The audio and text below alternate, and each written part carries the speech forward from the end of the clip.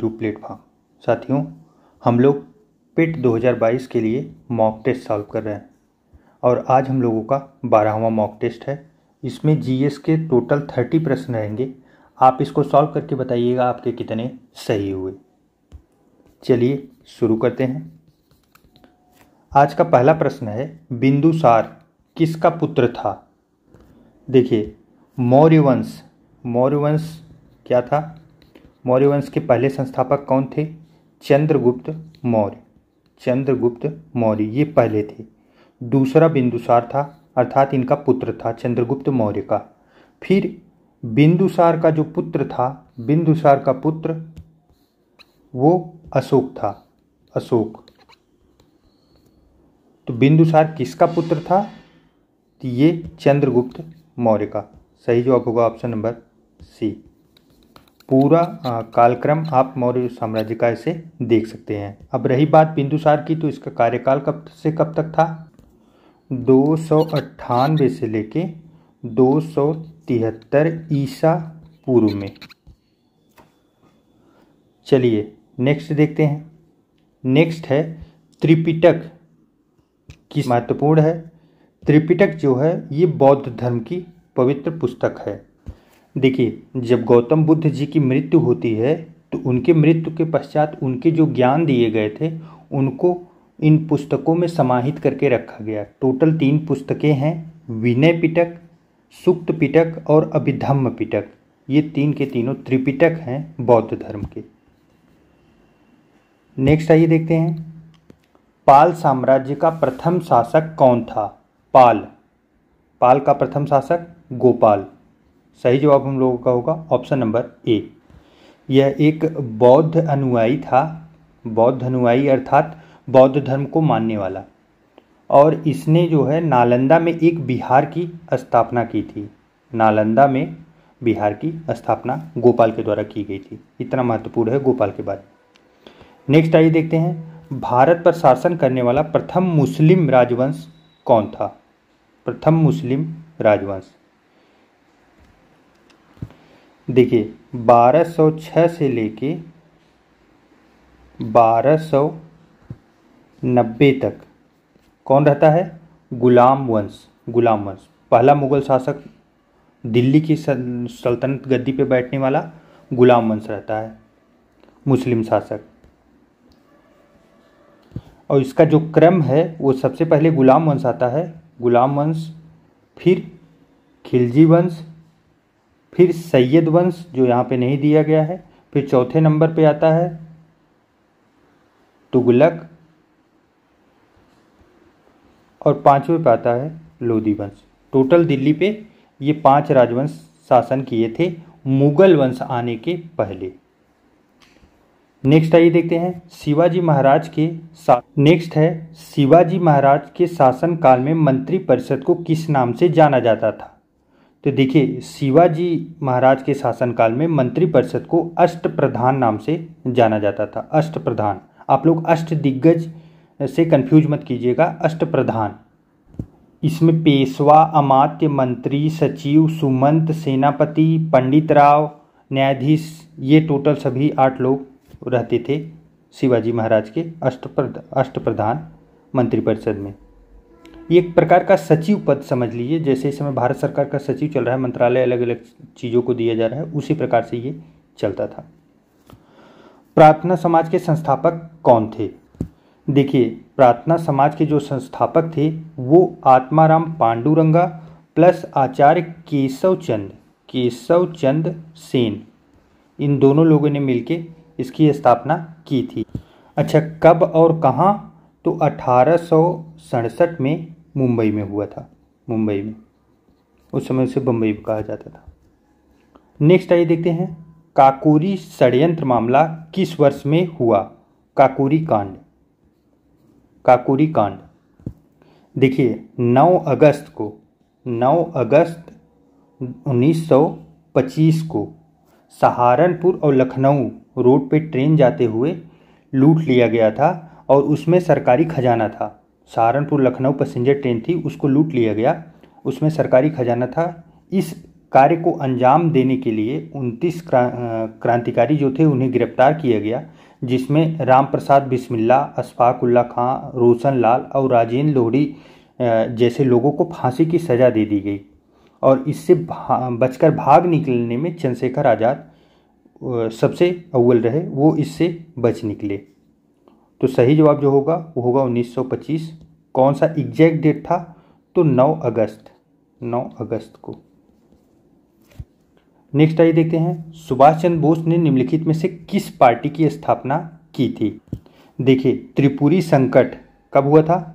1939, त्रिपुरा में अधिवेशन के समय। उसी समय इन्होंने कांग्रेस से संन्यास लिया था, त्यागपत्र दे दिया था कांग्रेस से। उसके बाद इन्होंने फॉरवर्ड ब्लॉक की स्थापना की थी। कौन से सन में? 1939। नेक्स्ट आइए देखते हैं, वह कौन सा अधिनियम था जिसने भारत में सत्ता ब्रिटिश ईस्ट इंडिया कंपनी से ब्रिटिश क्राउन में स्थानांतरित की थी? देखिए, वो अधिनियम था भारत सरकार अधिनियम 1858। ऐसा क्यों हुआ था? तो इसके जस्ट पहले आप देखेंगे तो 1857 की क्रांति हुई थी, जिसको मतलब ब्रिटिश की सरकार वहाँ पे उसने देखा तो उसे लगा कि अब कंपनी के बस की बात नहीं है कि भारत में पूरा राज्य संभाल पाए, इसलिए ऐसा अधिनियम लाया गया कि अब कंपनी ने रह के पूरा यहीं से कंट्रोल होगा, पूरे देश को कंट्रोल करने के लिए ब्रिटिश राज्य क्राउन के अंदर चला गया है भारत का पूरा देश। स्वराज पार्टी के निर्माण में मोतीलाल नेहरू के साथ निम्न में से किसकी प्रमुख भूमिका थी? पहला इंपॉर्टेंट, स्वराज पार्टी। दूसरा, मोतीलाल नेहरू थे। तीसरा, इसमें कौन था? देखिए, इसमें जो तीसरा थे वो चित्तरंजन दास थे, CR दास। अच्छा, ये होता कब है? सन भी पूछा जाता है। स्वराज पार्टी का गठन तो 1923 में स्वराज पार्टी का गठन होता है, महत्वपूर्ण है। नेक्स्ट आइए देखते हैं, भारत में सर्वाधिक जैव विविधता पाई जाती है कहाँ? सर्वाधिक जैव विविधता जो है ये शांत घाटी कहाँ अवस्थित है? केरल में शांत घाटी में सर्वाधिक जैव विविधता पाई जाती है। एक और प्रश्न यहाँ पे ये बन रहा है, देखिए, फूलों की घाटी ये कहाँ पे है? यूके मतलब यूनाइटेड किंगडम नहीं, उत्तराखंड। शांत घाटी में सबसे ज़्यादा जैव विविधता पाई जाती है। नेक्स्ट आइए देखते हैं, कहाँ भागीरथी और अलकनंदा मिलकर गंगा बन जाती है? देखिए, भागीरथी और अलकनंदा दोनों नदियाँ जहाँ मिलती हैं वो है देवप्रयाग। कौन सा? देवप्रयाग। यहीं जब मिलने के बाद आगे प्रवाहित होती हैं तब से इनको गंगा नामकरण इनका पड़ जाता है। अब ये देवप्रयाग है कहाँ पे? तो ये भी यूके, उत्तराखंड में।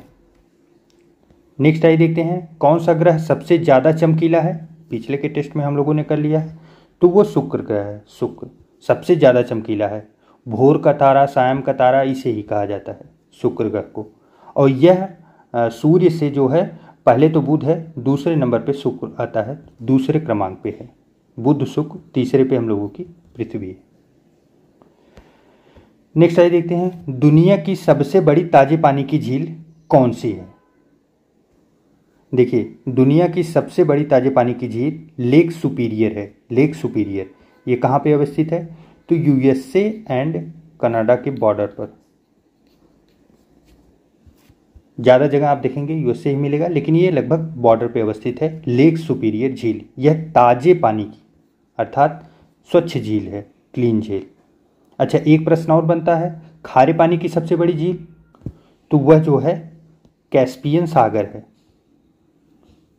कैस्पियन सागर। चलिए नेक्स्ट आइए देखते हैं, दक्षिण भारत की सबसे ऊंची चोटी कौन सी है? महत्वपूर्ण प्रश्न है, कई बार आ चुका है। देखिए, दक्षिण भारत की सबसे ऊंची चोटी जो है वो है अनाईमुडी। आपको इसको याद रखने के एक छोटा सा ट्रिक ध्यान में रखें। मूडी इसमें देखिए थोड़ा थोड़ा बात आ रही है सर जैसा, मूडी जिसे हिंदी में, शुद्ध हिंदी में, देहात में मूडी बोला जाता है।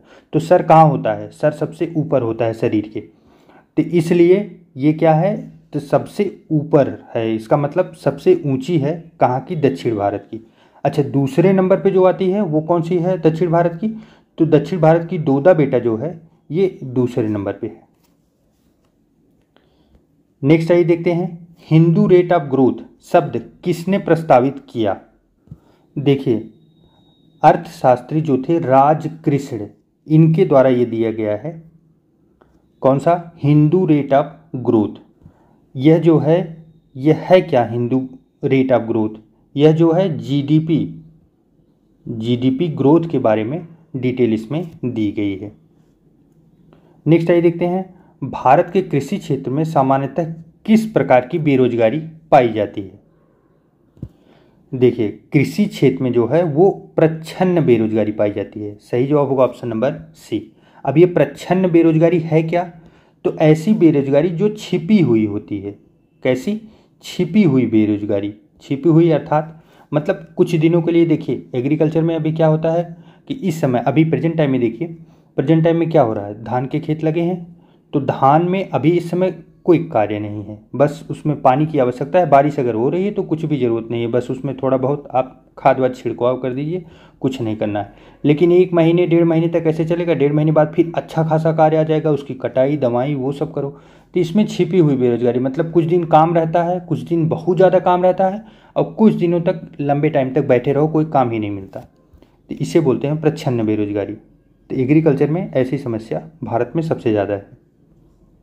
नेक्स्ट आइए देखते हैं, भारत में हरित क्रांति का जनक किसे कहा जाता है? ये तो अब तक तो रट गया होगा, 2500 बार हम लोग कर चुके हैं, MS स्वामीनाथन। और विश्व में नॉर्मन बोरलॉग। नेक्स्ट आइए देखते हैं, श्वेत क्रांति का संबंध किससे है? श्वेत क्रांति, व्हाइट रेवोल्यूशन, ये दूध से है, जबकि मछली क्या है? ये ब्लू रेवोल्यूशन से है, नीली क्रांति। और फसल क्या है? ये हरित क्रांति है। और अंडा क्या है? अंडा रजत क्रांति। नेक्स्ट आइए देखते हैं, वित्तीय वर्ष 2022-23 में राजकोषीय घाटे का अनुमान क्या है?